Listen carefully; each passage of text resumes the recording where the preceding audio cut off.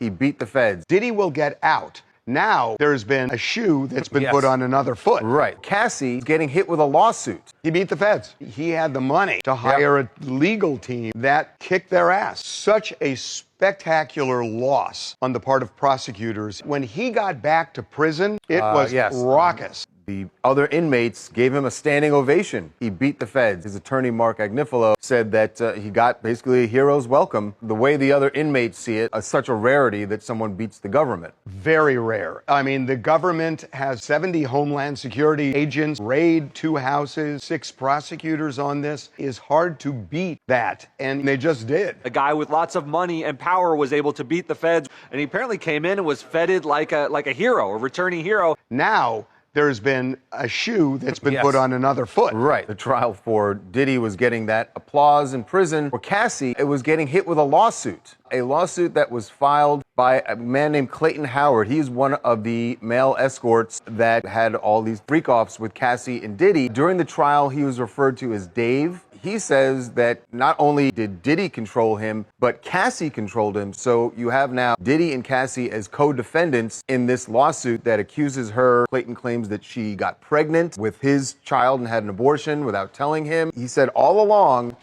you know, people during this trial, you had Cassie as the victim. But his experience, he says, is that she was very much in control. This is what he had to say about why he didn't file this lawsuit sooner.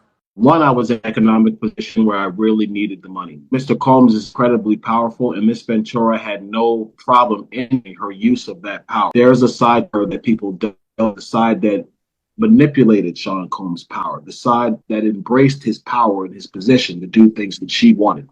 So I was always afraid because she threatened me several times not to come and made me feel uncomfortable that I would come to see her just to avoid any problem. What's interesting about this, we spoke to one of the alternate jurors over the weekend. He felt, and the rest of the jury did too, that it wasn't so much a victim as somebody who was consenting and was getting something out of the relationship in a way. Yeah. That is certainly what Clayton was saying. What she got out of it was power. And he said that he actually claims his attorney was in cahoots with the prosecutors and didn't want to make Cassie look bad. That's why he eventually filed this lawsuit himself. It's a little bit strange that there was an audio recording of her threatening another one of these alleged sex workers, and that showed a different perspective on who she was during this 11-year relationship, consenting, even embracing the power that Diddy had. So I'm not sure you can discard both things can be true. She could have been a victim in some respects and a perpetrator in others, potentially. Bottom line is that, in my opinion, I would be willing to bet that Cassie has a different side to her that embraced the freak-offs and was